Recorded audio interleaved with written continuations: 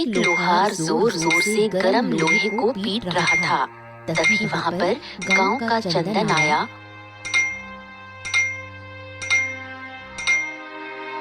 और बोला, अरे आराम से भैया। अरे लगता है कि आज बहुत गुस्से में लोहा पीट रहे हो भैया। काहे काहे इतना गुस्सा हो? अरे नहीं नहीं भैया, ऐसी कोई बात नहीं है। ये कहकर रमेश ने लोहे को पीटना बंद किया और चंदन से कहा, लो रख दिया। और बताओ भैया, कैसे आना हुआ? अरे भैया, मुझे तो बस एक लोहे का चिमटा चाहिए, मिल जाएगा क्या?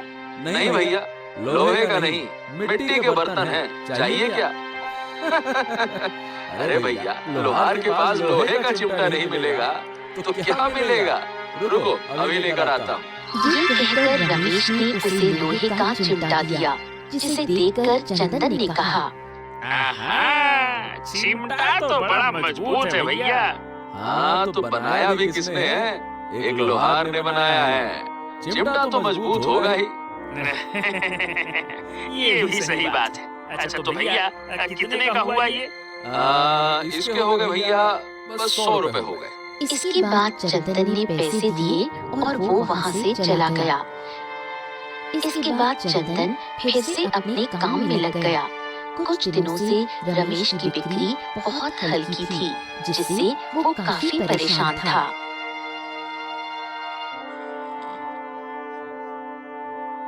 अरे मुझे तो समझ में नहीं आ रहा कि मेरा काम इतना हल्का क्यों हो गया है, जबकि मैं तो पूरी मेहनत से काम कर रहा हूँ। पता है लोहा पीटने में कितनी मेहनत लगती है। अगर बात की जाए तो रमेश के परिवार में कोई नहीं था, वो अकेला रहता था। धीरे धीरे समय के साथ रमेश काफी ज्यादा परेशान हो चुका था और वो अपने आप से बोला, नहीं नहीं नहीं नहीं नहीं नहीं नहीं, इस तरह से गुजारा नहीं होने वाला। लगता है मुझे दूसरे गांव जाकर कुछ न कुछ काम करना पड़ेगा। ये कहकर रमेश दूसरे गांव के लिए निकल गया। तभी उसे रास्ते में याद आया और बोला, अरे मुझे तो सबसे पहले ये जंगल पार करना है, तभी तो दूसरा गांव आएगा। मैं भी भूल गया, अब क्या करूं? रमेश काफी देर तक इसी बारे में सोचता रहा और फिर बोला, चलो अब इतनी दूर आ ही गया हूँ तो जंगल भी चला ही जाता हूँ, शायद वहाँ ही कोई मिल जाए। हे प्रभु रक्षा करना। ये कहकर वो जंगल की तरफ चला गया।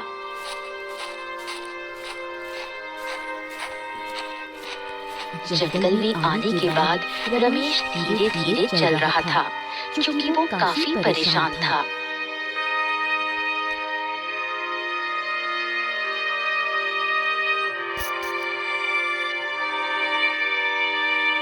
तभी अचानक उसके सामने एक हिरण आया और बोला, क्या हुआ? तुम इतने परेशान क्यों लग रहे हो? हिरण को एकदम देखकर रमेश थोड़ा हैरान हुआ और बोला, हाँ?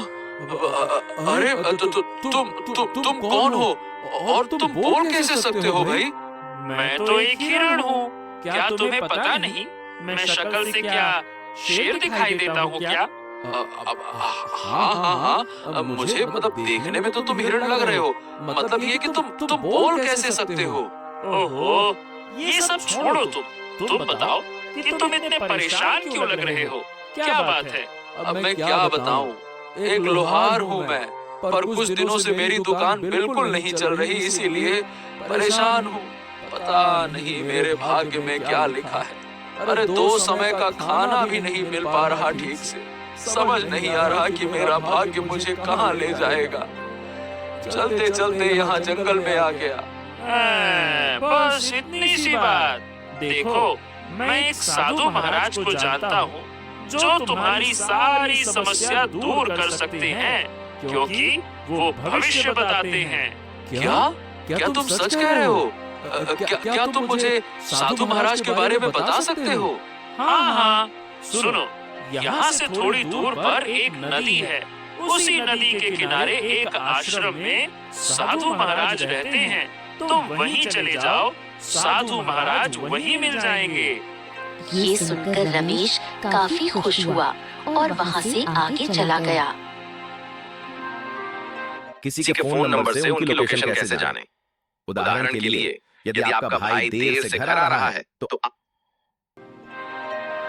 काफी देर चलते चलते रमेश को एक नदी मिली। नदी को देखकर रमेश ने कहा, लगता है हिरण इसी के बारे में बात कर रहा था।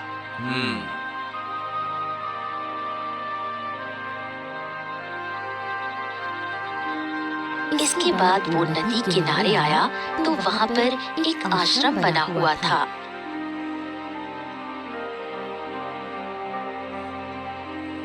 जिसे देखकर उसने कहा, लगता है साधु महाराज इसी के अंदर है। मैं इसी आश्रम के अंदर जाकर देखता हूँ।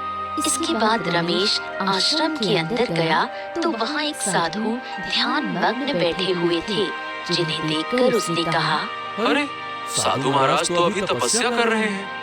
चलो कोई बात नहीं, मैं थोड़ी देर इंतजार करके देख लेता हूँ। शायद थोड़ी देर में इनकी तपस्या खत्म हो जाए।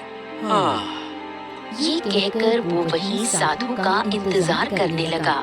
थोड़ी देर बाद साधु ने आंखें खोली तो सामने रमेश था।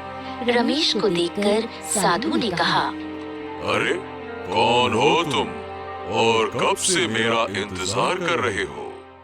प्रणाम साधु महाराज, मेरा नाम रमेश है और मैं एक लोहार हूँ। मुझे आपके बारे में हिरण ने बताया था। अच्छा अच्छा अच्छा अच्छा, बताओ मैं तुम्हारी कैसे मदद कर सकता हूँ? महाराज, मुझे अपने भविष्य के बारे में जानना है। क्या आप मेरे भविष्य के बारे में बता सकते हैं? हाँ हाँ, क्यों नहीं, मैं अभी तुम्हारा भविष्य देखकर बताता हूँ। ये कहकर साधु ने अपनी आंखों को बंद किया और कुछ देर बाद आंखों को खोलकर कहा, वाह वाह वाह वाह वाह वाह, तुम्हारा भविष्य तो बहुत ही अच्छा है। तुम बहुत जल्दी अमीर बनने वाले हो। हैं? ये आप क्या कह रहे हैं साधु महाराज? मैं एक लोहार भला अमीर आदमी कहाँ से बन जाऊंगा? काम तो मिल नहीं रहा। काम की तलाश में भटकते भटकते आपके पास आ गया और आप कहते हैं भटकते भटकते अमीर बन जाऊंगा। सच्ची सच्ची बताइए ना साधु महाराज, मजाक मत करिए। मैंने कह दिया ना, तुम्हारा भाग्य बदलने वाला है बच्चे। अब तुम अमीर बनने वाले हो और मेरी बात पत्थर की लकीर होती है। ये सुनकर रमेश काफी हैरान हुआ और बोला, क्या बात कर रहे हैं? अच्छा ऐसी बात है तो ठीक है, आपका बहुत बहुत धन्यवाद। धन्यवाद महाराज, धन्यवाद। इसके बाद रमेश वहाँ से चला आया। वहाँ से आने के बाद रमेश ने अपने आप से कहा, हाँ, साधु महाराज ने तो कहा है कि मैं अमीर बन जाऊंगा, पर आखिर मैं अमीर बनूंगा कैसे? क्या बताऊं, मुझे तो कुछ समझ ही नहीं आ रहा है। लोहा लंगड़ बेचकर मैं अमीर कैसे बन जाऊंगा? हाँ नहीं तो। ये कहकर रमेश जंगल के और अंदर चला गया।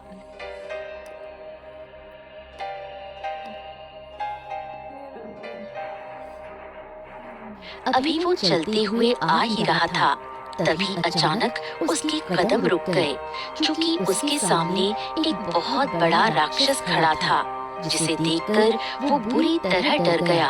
हे भगवान, ये तो एक राक्षस है, पर ये इस जंगल में कहाँ से आ गया? साधु महाराज ने तो कहा था कि मैं अमीर बनूंगा, पर लगता है कि मैं तो सीधा ऊपर जाऊंगा। ये मैं कहाँ से फंस गया?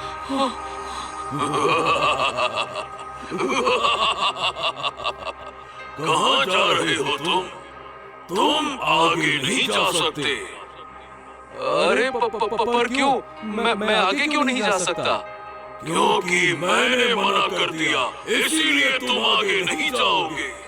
ये सुनकर रमेश ने जब आगे देखा तो वहाँ एक गुफा थी, जिसे देखकर वो थोड़ा हैरान हुआ और बोला, अरे लेकिन आगे तो गुफा बनी हुई है, पर मुझे गुफा में नहीं जाना, मुझे आगे जाना है, आगे।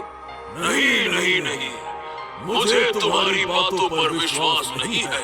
तुम जरूर यहाँ पर पारस पत्थर लेने आए हो और मुझे बेवकूफ बना रहे हो। पारस पत्थर की बात सुनकर रमेश बुरी तरह हैरान हुआ, क्योंकि उसे पता था पारस पत्थर एक ऐसा पत्थर है जिसे अगर लोहे से छुआ दिया जाए तो वो सोना बन जाता था। और उसने कहा, क्या आगे पारस पत्थर है? मुझे तो पता ही नहीं था। मैं बेवकूफ नहीं हूँ बच्चे, मुझे पता था कि तुम उसी को लेने आए हो, और तुमने क्या मुझे बेवकूफ समझा है? यहाँ पर बहुत सारे लोग उसको ही लेने आ चुके हैं। नहीं नहीं नहीं नहीं नहीं, मैं उसको लेने नहीं आया था, पर जब तुमने बता ही दिया है तो उसे देखने की इच्छा जरूर है। ये बताओ, क्या तुम मुझे पारस पत्थर दिखा सकते हो? नहीं नहीं नहीं नहीं नहीं नहीं, तुम्हें उसे मैं हरगिज नहीं दिखाऊंगा। ना ना ना। पर क्यों नहीं दिखाओगे? मैं उसे लूंगा नहीं, बस एक बार देखना चाहता हूँ कैसा होता है, कैसा दिखता है। ये सुनकर राक्षस मान गया और फिर उसे उसी गुफा में ले गया। गुफा में आने के बाद रमेश ने देखा वहाँ काफी ज्यादा अंधेरा था, पर तभी उसे तेज रोशनी दिखाई दी, क्योंकि वहाँ पारस पत्थर चमक रहा था। वो हल्के लाल रंग का था, जिसे देखकर रमेश ने कहा, क्या यही पारस पत्थर है? हाँ, यही तो पारस पत्थर है। जब इस पर सूर्य की रोशनी पड़ती है तो ये लाल हो जाता है, और चांद की रोशनी में नीला। ये अपना रंग बदलता रहता है। ये सुनकर रमेश काफी ज्यादा खुश हुआ और अब उसके मन में इच्छा जागी कि उसे पारस पत्थर मिल जाए। और उसने राक्षस से कहा, ये बताओ, क्या तुम मुझे पारस पत्थर दे सकते हो? नहीं नहीं नहीं नहीं नहीं, तुम्हें ये पारस पत्थर नहीं मिलेगा। निकल जाओ यहाँ से, चले जाओ, चले जाओ। ये कहकर राक्षस ने रमेश को धक्का दिया, जिससे रमेश गुफा से बाहर आकर गिरा और उसे काफी चोट भी लग गई। पर फिर वो धीरे से उठा और बोला, अरे रे रे रे रे, हाय राम, अरे रे रे रे रे रे, इस राक्षस ने तो मार ही डाला।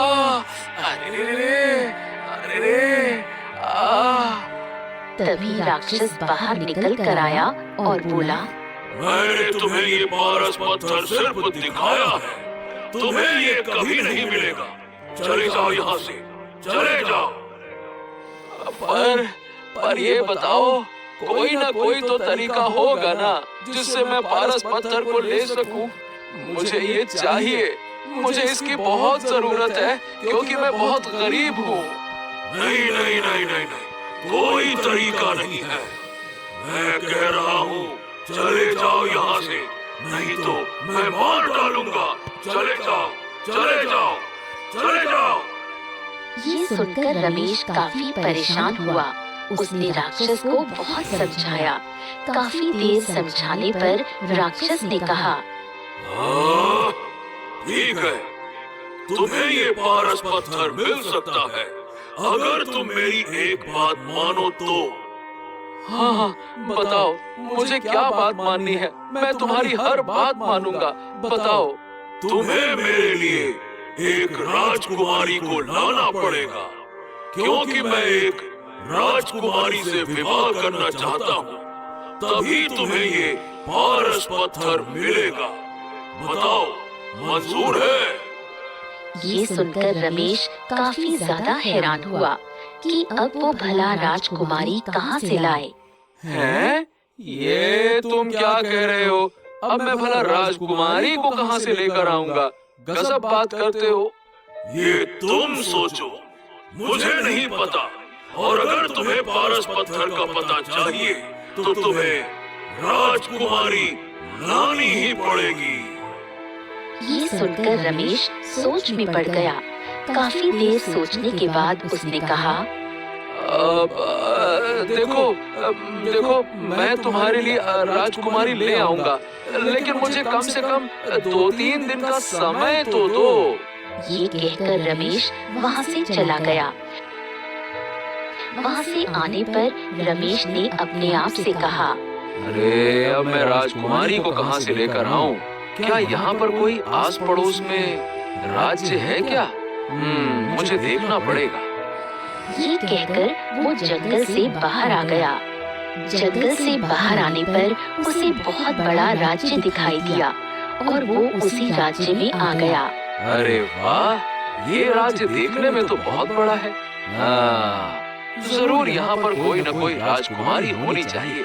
मुझे किसी न किसी तरह महल जाना होगा। ये कहकर वो उस राज्य में घूमने लगा। काफी देर घूमने और लोगों की बातचीत से उसे पता लगा जल्द ही राजकुमारी का जन्मदिन है और उसने अपने आप से कहा, मुझे बस राजकुमारी के जन्मदिन तक रुकना है। उस दिन मैं राजकुमारी से मिल पाऊंगा। धीरे धीरे समय के साथ राजकुमारी का जन्मदिन आया और रमेश मौका पाकर महल के अंदर चला गया। महल में अपने कक्ष में एक राजकुमारी सुंदर वस्त्रों में बैठी हुई थी। वो बहुत सुंदर लग रही थी।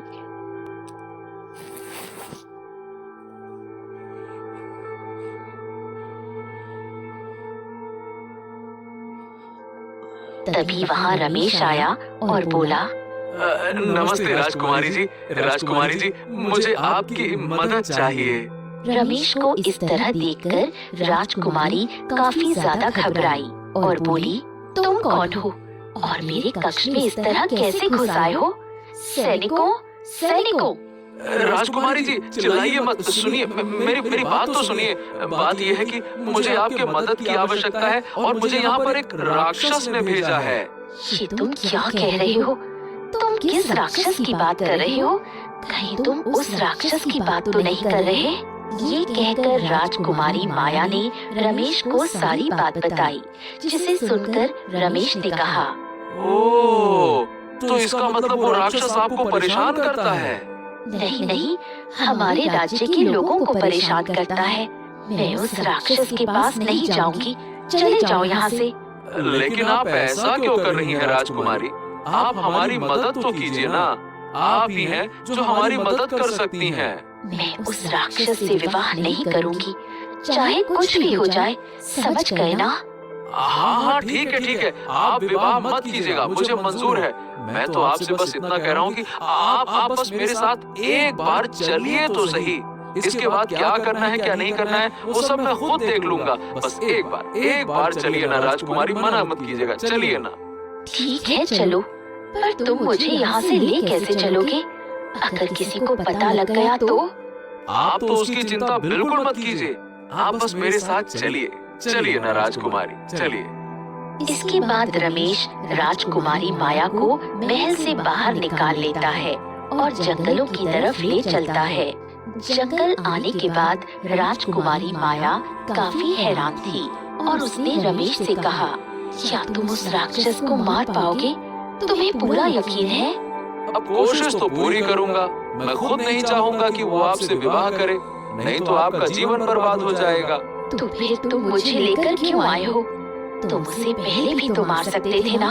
नहीं, वो बहुत शक्तिशाली है। वो इस तरह नहीं मारा जाएगा, उसे छल से ही मारा जा सकता है। पर आखिर तुम उसे मारना क्यों नहीं चाहते? आखिर ऐसा भी उस राक्षस के पास क्या है? राजकुमारी जी, उस राक्षस के पास पारस का पत्थर है। क्या? पारस पत्थर? ये तुम क्या कह रहे हो? हाँ, मैं बिल्कुल ठीक कह रहा हूँ। और कुछ ही देर में वो लोग राक्षस के पास आ गए। राक्षस ने जब राजकुमारी माया को देखा तो वो बहुत ज्यादा खुश हुआ और बोला, अरे वाह, ये राजकुमारी तो बड़ी ही सुंदर है। मैंने तो आज से पहले इतनी सुंदर राजकुमारी कभी नहीं देखी। देखो, तुमने कहा था कि मैं राजकुमारी को ले आऊं तो तुम मुझे पारस पत्थर दोगे। लाओ, अब मेरा पारस पत्थर मुझे दे दो। हाँ, दूंगा। पर इतनी जल्दी भी क्या है? थोड़ा रुको तो सही।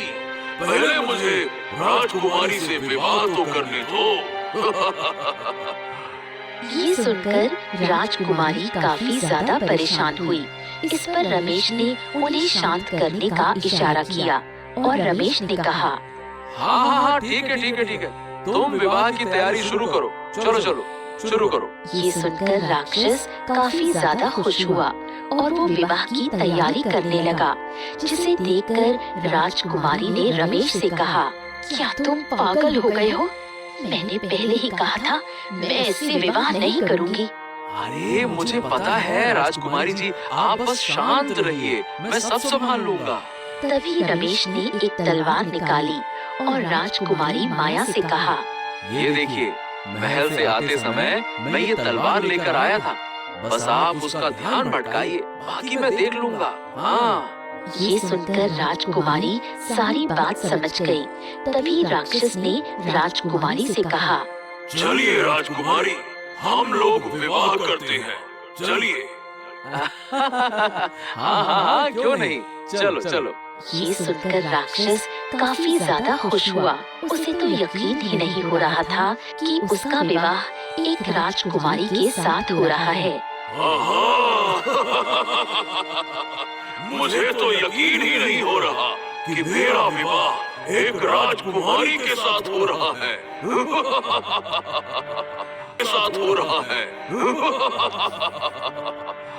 हाँ, मुझे पता है, क्योंकि राजकुमारी तुम्हें कभी नहीं मिलने वाली थी।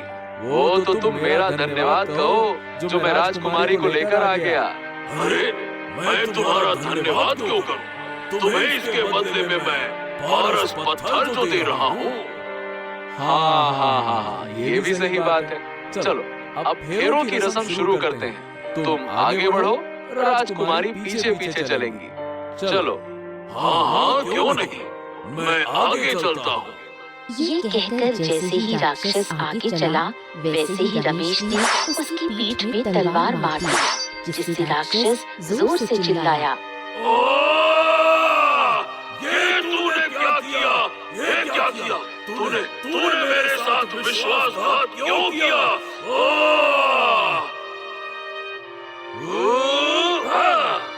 क्योंकि तुम गलत काम कर रहे हो, इसीलिए तुम एक राजकुमारी के साथ उसकी मर्जी के खिलाफ शादी हरगिज नहीं कर सकते। ये कहकर रमेश ने दूसरा वार किया, जिससे राक्षस वहीं मर गया। राक्षस के मर जाने के बाद राजकुमारी माया काफी खुश हुई और बोली, वाह, तुम तो बड़े ही बुद्धिमान हो। मुझे नहीं पता था तुम इस तरह राक्षस को मारोगे। हाँ, आपने बिल्कुल ठीक कहा राजकुमारी। चलिए, हम लोग पारस पत्थर को ले लेते हैं। आइए। इसके बाद वो लोग गुफा के अंदर गए। गुफा के अंदर काफी अंधेरा था, जिसे देखकर माया ने कहा, गुफा में तो बहुत ज्यादा अंधेरा है। हाँ, मुझे पता है, आप बस शांत रहिए, कुछ ही देर में आपको रोशनी दिखाई देगी। आइए, मेरे साथ आइए। ये सुनकर माया ने कुछ नहीं कहा और वो रमेश के साथ आगे चली गई। तभी उसे एक तेज चमकदार चीज दिखाई दी, जिसे देख माया काफी हैरान हुई।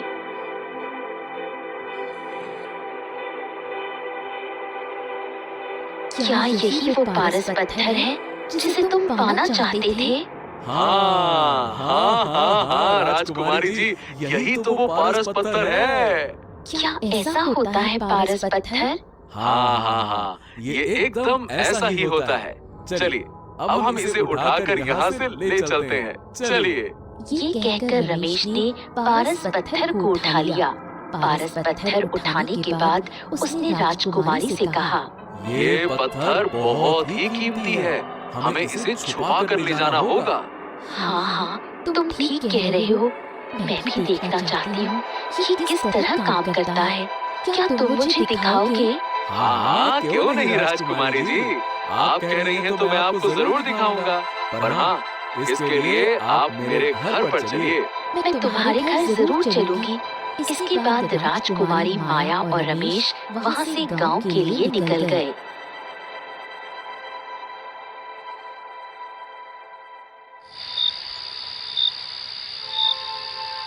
वहीं दूसरी तरफ महल में राजा काफी ज्यादा परेशान थे, क्योंकि राजकुमारी अचानक गायब हो गई थी। उन्हें कुछ समझ नहीं आ रहा था और उन्होंने अपने सैनिकों से कहा, ओहो, आखिरकार राजकुमारी आज के दिन कहाँ जा सकती हैं? आज तो उनका जन्मदिन था। अब हमें खुद नहीं पता महाराज। मुझे तो ऐसा लगता है कि उन्हें कोई उठा कर ले गया है। ये क्या बात कर रहे हो तुम? भला उन्हें कोई उठाकर कैसे ले जा सकता है? वो कोई दूध पीती बच्ची नहीं है और ये राजमहल है, राजमहल। हाँ हाँ, हमें पता है महाराज, पर एक आदमी बता रहा था कि एक आदमी उन्हें महल से बाहर ले गया था। क्या? महल से बाहर ले गया? पता लगाओ, राजकुमारी कहाँ है? अगर राजकुमारी माया को कुछ भी हुआ तो तुम लोगों को मैं छोड़ूंगा नहीं। तुम लोग तनख्वाह किस बात की लेते हो?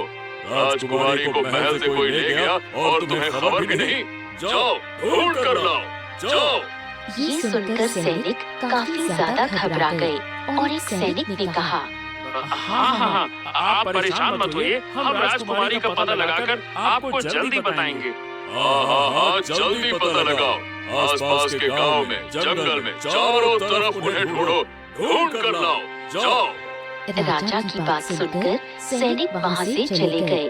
सैनिकों के जाने के बाद राजा काफी परेशान हुए और अपने आप से बोले, पता नहीं हमारी बिटिया राजकुमारी कहाँ होंगी, किस हाल में होंगी। आज उनका जन्मदिन था, हम उसे छोड़ेंगे नहीं जो हमारी बेटी को लेकर गया है। वहीं रमेश राजकुमारी माया को अपने साथ ले आया। माया ने जब रमेश को देखा तो थोड़ी हैरान थी, क्योंकि रमेश का घर बहुत ही छोटा था और उसने कहा, तुम यहाँ पर रहते हो? हाँ हाँ, मैं यहाँ पर रहता हूँ। मैं एक लोहार हूँ ना।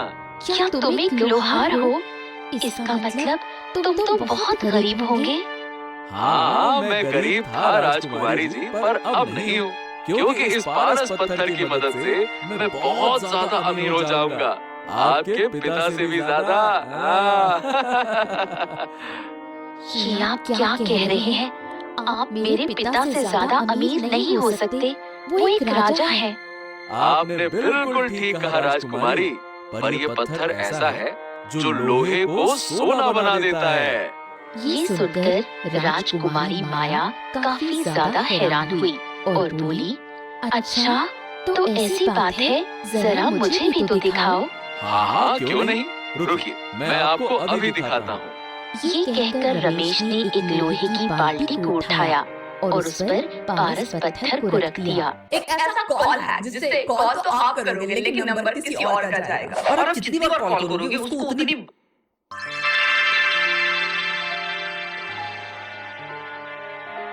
जैसे ही पारस पत्थर ने लोहे की बाल्टी को छुआ, वो सोने की हो गई, जिसे देखकर राजकुमारी माया काफी ज्यादा हैरान हुई। वहीं रमेश काफी ज्यादा खुश हुआ। देखा देखा राजकुमारी, इसका मतलब ये पारस पत्थर सच में काम करता है राजकुमारी जी, सच में।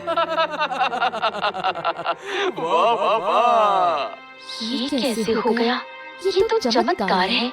मैंने तो आज से पहले ऐसा कभी नहीं देखा। मैंने आपसे कहा था ना राजकुमारी, ये लोहे को सोना बना देता है, इसीलिए तो मुझे ये पारस पत्थर चाहिए था। मैंने इसके बारे में बहुत सुना था। ये सुनकर राजकुमारी माया भी काफी ज्यादा खुश हुई।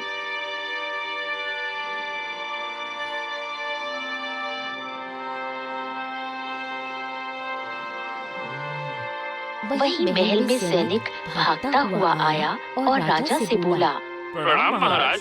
महाराज, राजकुमारी का पता लग गया है। हाँ, क्या बात कर रहे हो? राजकुमारी का पता लग गया? तो बताओ, राजकुमारी कहाँ है? उन्हें एक लोहार अपने साथ ले गया है जंगल में। क्या? लोहार ले गया था? क्या तुम सही कह रहे हो? हाँ, मैं बिल्कुल ठीक कह रहा हूँ महाराज, और मैंने उस लोहार का घर भी ढूंढ लिया है। अच्छा, ऐसी बात है तो फिर सेना को तैयार करो। हम अभी उसके घर के लिए निकल रहे हैं। चलो। इसके बाद सैनिक ने सेना को तैयार किया और राजा रमेश के घर के लिए निकल गया। वहीं दूसरी तरफ रमेश लगातार लोहे की चीजों को सोने का बना रहा था, जिसे देखकर राजकुमारी माया काफी ज्यादा खुश थी और बोली, तुम बिल्कुल ठीक कह रहे थे। इस तरह तो तुम दुनिया के सबसे अमीर इंसान बन जाओगे। हाँ, ये सब मेरा भाग्य है राजकुमारी, क्योंकि मुझे एक साधु महाराज ने बताया था कि मैं बहुत जल्द अमीर हो जाऊंगा। और देखिए। क्या तुम्हें साधु ने बताया था? हाँ, पहले तो मुझे लगा कि बाकियों की तरह साधु महाराज भी मेरे साथ मजाक कर रहे हैं, पर उनकी बात एकदम सही निकली। ये सुनकर राजकुमारी काफी खुश हुई, पर तभी वहाँ पर राजा सेना लेकर आ गए, जिसे देखकर रमेश और राजकुमारी काफी ज्यादा हैरान हुए और राजा ने राजकुमारी माया से कहा, राजकुमारी, बिटिया रानी राजकुमारी। राजकुमारी, आप ठीक तो है ना? आपको कुछ हुआ तो नहीं? कुछ किया तो नहीं इसने? नहीं नहीं पिताजी, मैं बिल्कुल ठीक हूँ। आप सेना लेकर क्यों आए हैं? क्योंकि हम इसे मार सके। ये आपको उठाकर क्यों ले गया था? पिताजी, ये हमें उठाकर नहीं लाया, बल्कि हम अपनी मर्जी से इसके साथ आए थे। ये तुम क्या कह रही हो माया? बेटा, क्या वाकई में तुम अपनी मर्जी से इस लोहार के साथ आई थी? हाँ हाँ पिताजी, क्योंकि ये उस राक्षस को मारना चाहता था, जिसने हमारे राज्य में आतंक मचा रखा था। क्या? इसका मतलब राक्षस मारा गया? हाँ हाँ पिताजी, वो राक्षस मारा गया और उस राक्षस को रमेश ने ही मारा है। ये सुनकर राजा काफी ज्यादा हैरान हुआ। उसे तो यकीन ही नहीं हो रहा था और उसने कहा, वाह वाह वाह वाह वाह, ये तो भाई बहुत अच्छी बात है। अरे भाई, हमको भी बता देती, हम भी खुश हो जाते। और हाँ, तुम्हारा बहुत बहुत धन्यवाद जो तुमने राक्षस को मार गिराया।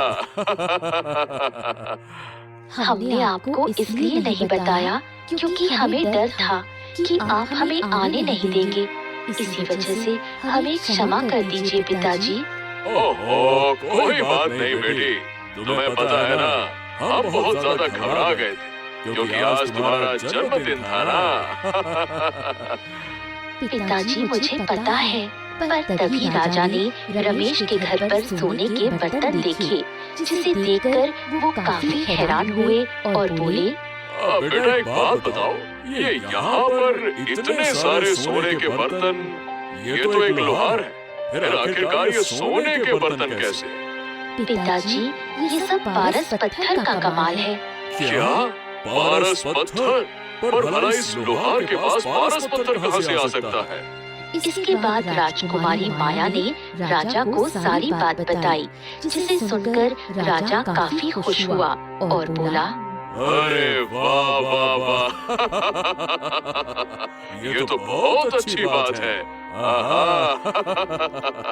और तभी राजा किसी सोच में पड़ गया।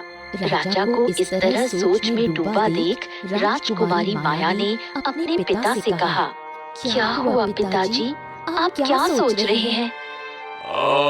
मैं सोच रहा हूँ बेटा कि तुम्हें इसके जैसा वर नहीं मिलेगा। ये पैसे में भी संपन्न है और बुद्धिमान तो है ही, क्यों ना तुम इससे विवाह कर लो। अपने फोन में ऐसे बोरिंग वॉलपेपर्स लगा के बोर होते हो तो इस ऐप को ट्राई करो, जहाँ पे तुम्हें कुछ ऐसे ट्रेंडिंग भी संपन्न है और बुद्धिमान तो है ही, क्यों ना तुम इससे विवाह कर लो। ये सुनकर रमेश और राजकुमारी माया दोनों काफी ज्यादा हैरान हुए, पर फिर राजकुमारी रमेश से विवाह करने के लिए तैयार हो गई। ठीक है, अगर आप चाहते हैं मैं इनसे विवाह कर लूं, तो मैं विवाह करने के लिए तैयार हूँ। ये सुनकर रमेश भी काफी ज्यादा खुश हुआ। उसे तो यकीन ही नहीं हो रहा था कि राजकुमारी उससे विवाह करने के लिए तैयार है।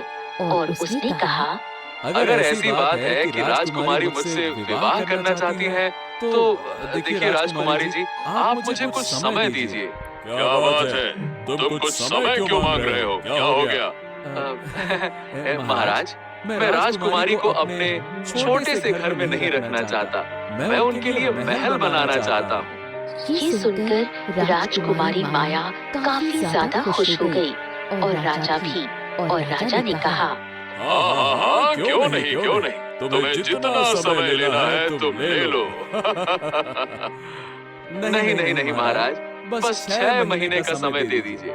6 महीने के बाद मैं बारात लेकर आऊंगा और राजकुमारी को अपने साथ ले जाऊंगा।